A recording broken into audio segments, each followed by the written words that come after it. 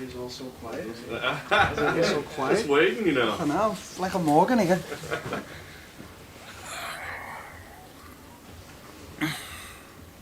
Been speaking to my guy? I have. Yeah, you coming up Thursday? Yeah. Okay, we'll see. Good lad. Well, Darren, is it frustrating to have to take time away from social media to do all this kind of stuff? I mean, No, it's been a while. It's different as well. Yeah. What's the feeling of this fight? I mean, here you are, you know, back in a headlining, you know, big fight, has a lot of implications in the division, man. I know it's been a little while since you had a chance to fight. So what's the emotion like right now? I'm just trying to. It's all new. I'm just trying to take it in my stride. You know, I don't know what to expect. Fighting without no crowd. You know, it's weird because it's obviously the world's in shutdown and the UFC have done everything in their power to get us all here. So I haven't even spoken about the fight. I haven't even thought about the fight. I'm just with Team Carbon every day. The lads who are fighting, we're just enjoying it. There's no real concern about all of us cutting weight or anything. We're eating good. We're living good. So we're just taking it day by day. We haven't even spoken about the fight. We're just training and living. Yeah. What did you think about your last performance? Because obviously that was a big win for you, right? But I thought the narrative for a lot of people was like, well, Calvin looked flat. You know what I mean? Is that? No, I took Calvin to school. School was in session, and okay, yeah, it might have been a little bit boring for a lot of people watching, but if you know through martial arts and through striking, I just nullified Calvin like no one could ever do.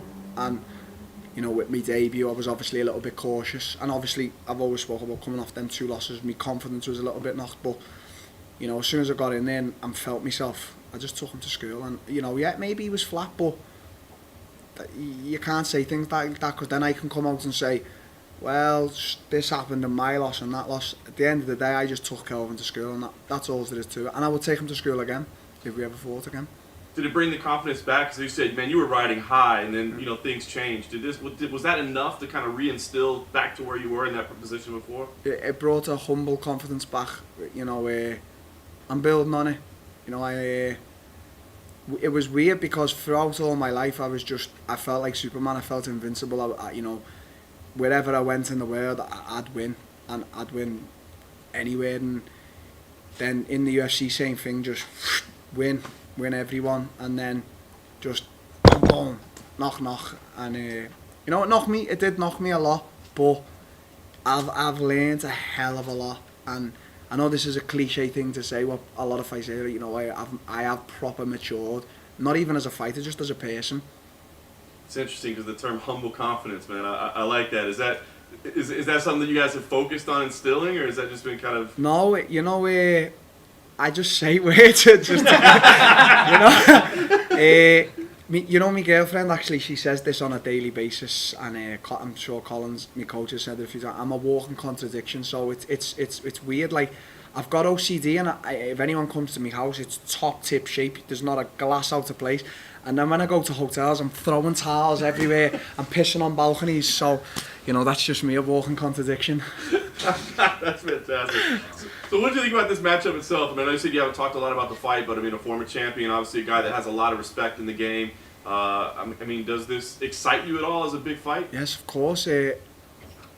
If I beat Robert Whittaker Saturday night, the only way to go is to the title. I've come at middleweight, and a lot of people say he's only had 2 fights, but look at my 2 fights. This is why, for every young fighter out there, or for every fighter in the UFC who sometimes may turn down fight, you got to take these big risks because they'll pay off. So I didn't campaign for a title shot after I beat Stephen Thompson in Liverpool, because it didn't quite feel I deserved it. But now, if I beat Robert Whittaker Saturday, which is a big ask and a big mountain to climb, you know, the only fight for me, you know, I say Israel Adesanya a lot, but you know, them two, him and Costa, are scheduled to fight. The only fight for me is a title fight.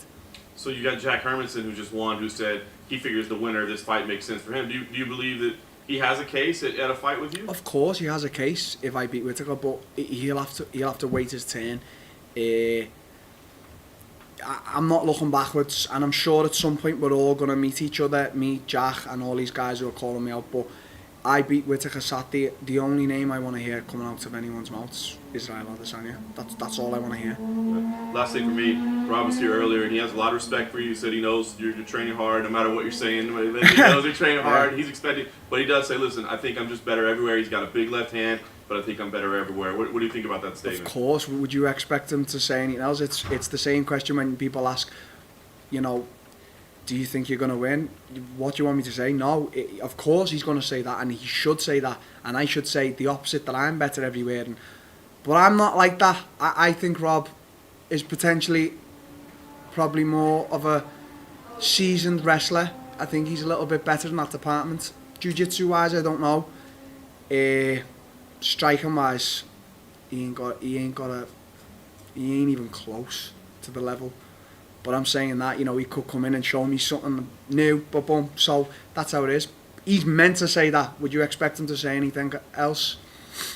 Darren, it's been funny watching you and Rob. You kind of compliment each other. I mean, you said you would like to fight the worst Rob, and then he was here already saying, "Well, I hope he breaks his leg on the way to the octagon." It's been an interesting thing watching you guys. Is it nice to just come in and fight a guy that you know is sort of similar to you? Yeah, it is, but it doesn't make a difference. You want beef, you're gonna get beef, and you want nice, you're gonna get nice. I'm that guy, you know. I won't try to build something that's not. Like, how can I build animosity with Rob, who I genuinely believe is just a nice guy? You know, how can I do that? So as I've said to you all the time, you're always gonna get honesty, and the whole fan base is all gonna get honesty from Till. So, you know, I'm not gonna try to build anything that isn't. We're both nice people to each other. We've had a laugh on social media, so that's just how it is. But whether I like it or I don't like it, I'm still gonna try and annihilate you, and I do that to my teammates. So imagine what I'm gonna do to someone who's not my teammate, and I'm sure he's gonna do the same. So it's just, I'm not even thinking about the fight. I'm talking about it now. I'm still not even thinking about it. I'm just want to crack on with this week and fight and then go home. It seems appropriate to ask you then on the basis of that answer about Mike Perry. I mean, obviously, you know, everyone's always asking you about Perry, but I was interested. Ages ago, you said you never wanted to talk about the spar with you because you felt that should stay behind closed doors. But then he broke that and said that he beat you in the spar, he beat you with left hand. I was wondering now, if you want to give total honesty, you can give your version. I don't roll like that. My coaching instilled a few things in me. Not a lot of stuff I listen to, I go off course, but I don't need to talk about that spar. If he's insecure and feels he needs to say he beat me, you know, it's okay. And I'll still sit here and say I don't mind the guy. You know, he's obviously been offended by what I've done, and I'm obviously, you know, I should be charging him rent because I'm living on his head. You know, he owes me a few quid, so get it paid. But it is what it is. I gave Mike Perry a lot of... I've given him a lot on social media, and a lot of people have took notice because of me, so I'm not going to talk about him too much because he's going to have more followers than me soon. We're going to make websites for him, you know. I didn't make that website, to be totally truthful. I made an Instagram, and then some fan must have made the website that I put on the bio, and now it's fucking famous as fuck. I think before you came here, I heard you talking a couple of times about the heat being an issue, but actually, I can tell you, having been here, it's not that hot in the arena at all. So what's it like dealing with the time? The time's been a little bit of a struggle.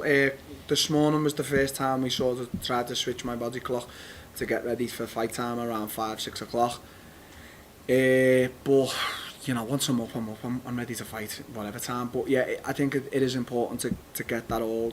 It's late, so, I mean, it's not even late, it's early. It's on like 6-7 o'clock, so in the morning. So yeah, I'm gonna have to really, you know, get used to that this week. But I'm sure we'll do it. And you know, I've been training that time, and I've been training overnight, so it's okay. And last one for me, I saw in a piece of BT Sports that you think you do better when the pressure's on, basically, when things aren't going that great for you. Is that a nice thing to know, that I have the strong character that I can thrive even in tough situations?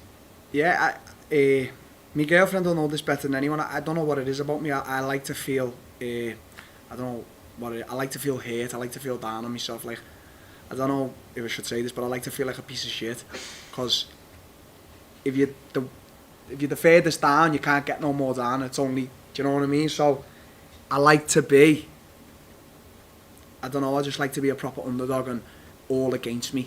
So when I prevail, you know, I can sort of look back and be like, don't even have to say anything. So it was like that for, you know, when I sort of broke into the world when I beat Cowboy, and you know, I felt like it was like that against Gaslam, because I was the favourite going into the title fight with Woodley, and I was the favourite against Masvidal, and then, you know, I felt like it was like that going into the fight with Gaslam. And I don't know now, I think it's sort of 50-50 with me and Rob, but I've just put myself in that mentality for the, you know, for this fight, and you know, I hope it goes well for me on Saturday.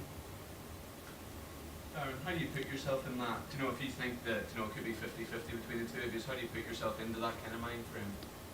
I think from me, just from an individual, you know, point of view, do everything I can in my power in the gym, in life, and then still put myself, even though I know how prepared I am 100%, but just still put myself a little bit down and a little bit, say, under Rob. So, you know, look at him as everything, you know, the beast I've got to conquer. Sort of, it's like it's a weird, I don't know how I can explain it best, but I just like to think as Rob is better than me. That's it. You mentioned there that all of this feels pretty new to you. You know, it's a pretty stacked card that you have, and you're right at the top of that. How's that make you feel? Unbelievable. My coach, Colin, said it a few weeks ago. He said, look who's on your undercard till, and it's like some of the guys I'm the biggest fans of, like Shogun, who's just like an animal back in the day, Nogueira, Gustafsson, Verdum, and all these other, and then I've got my teammates on it, and then all these other guys. It's just like, wow, I'm the top of that, the cream of the crop, me and Whittaker. So I didn't get here by chance. I got here with a lot of hard work, and it's paying off, and it's, you know, it's good to be on a historical event like this. What about in terms of the motivation for you? Do you know, is that an easy thing to embrace, do you think? As I said, I feel like I don't want to sound cliche, but I feel like the maturing I've done, I'm going to say in the past 6 months, the past year, is just phenomenal. Like, not even as a fighter, just the maturing I've done mentality wise, even just little things about, like, you know, just being 100% in the fight game, 100% in, skin in. You know, I've never had motivation like this for a fight in my life, and I'm sure my coach will, you know, second that. Who do you credit for that? Because obviously that's not something. My coach. Yeah. My coach, and you know, we went to see a few guys. We went to see a good guy, and you know, he helped a lot last year. He was a big influence into all this, but you know, I can't say no. It was my coach. It was, you know, my coach is the reason I'm here. He should be sat here taking interviews, not me. You said that the only name you want after this fight is Adesanya, so I'm guessing you don't think Paulo Costa's going to win. No, I'm just talking in terms of the biggest fight to make, and the biggest fight it seems, and the biggest fight, and the fight that everyone wants to see after this fight, if I win, yeah, is Adesanya. So I've said I think Adesanya Costa's a 50-50. I think I'm slightly edging towards Adesanya because I think like with technical ability wise, I think he's got a little bit more. But the reason I'm saying it's a 50-50 because it's like a dogfight, technical versus brute strength, and Costa's, he can do the 5 rounds, he's got the hands to do it, he can take a punch. So for me it's 50-50, but you know, because the fight's been built up so much between me and Adesanya, that's why I say that. But I could be wrong, Costa could go out there, but until I see both of them guys on the scale, I'm not believing that fight's happening in September, so I'm going to stay ready for September. Why you don't think it's going to happen? I just think there's going to be a pull-out. Just last one for me. You've been trolling Mike Perry a lot online, but he was recently caught on tape on a bar fight. So like to. Do you know what? I always say this: his personal life's nothing to do with me. I don't want to. I know it sounds mad. I don't want to kick a man while he's down. You know, all trolling Perry and whatever's. You know, it's having fun, but you know, I've been in bar fights and I've had a lot of things happen outside the octagon, and I wouldn't expect people to comment on my personal life, but they do. But I'm just not that guy. You know, whatever happened, he didn't even look like he was in the wrong. It looked like the old guy rushed at him or something, so self-defense at the end of the day. But I hope he's okay. I hope Mike Perry in his head is okay, and I hope he's happy and content. Hey Dan, Daniel Cahahan's been in the news for a few months because of his involvement in the Joshua and Fury fight, and then were being told was stepping away from boxing because of the backlash to the allegations. Has he stepped away from the MMA side? I wouldn't know. I don't deal with him in the MMA. You know, my coach deals with everything. So, you know, he's my friend, and that's it. But with regards to business, it's, you know, it's not to do with me. Did he give you any advice for Whittaker or the fight in general? Yeah, he actually just said smash his head in. So. And how do you rate Whittaker's social media game? Weak, very weak. He's very slow to the ball on that. I'm quicker, but it's different time zones. So for me to have to see a post of his quick time, I have to have them bleeps on, and as soon as I see, boom, I'm there. But he's slow. he's slow on the old Instagram. He's slow. Yeah. Good luck fight night. Thank you. Darren, when you look back to the losses, do you feel like if, in retrospect, you kind of bought into your own hype to a degree? Like, they were pushing you so hard, Yeah. you know, making comparisons to Conor McGregor. Like, you were on this insane skyrocket. Do you think, like, maybe you bought into that a little too much? No, I've said this from the start. With regards to pushing me, I wasn't ready for Woodley, etc. No, I truly believe I'm a better fighter than Woodley, and I know I'm a better fighter than Masvidal. And this is not me hating on his success. I am truly 100% happy for all the success Masvidal's having, and I hope he continues to have it. But it was just a fate. I think it needed to happen the way I was. I was too confident, I was too cocky, and I just felt invincible. I felt like I couldn't be touched, I couldn't be knocked down or knocked out. You know, because it had never happened. It never. I took shots from some of the biggest punches ever, and it had never happened. And then, you know, in a twist of fate, as I said to you, knock, and my confidence just went to zero. It was at 110, and it went straight to zero, and I was questioning so many things that had never even entered my head in my 15 years career of fighting.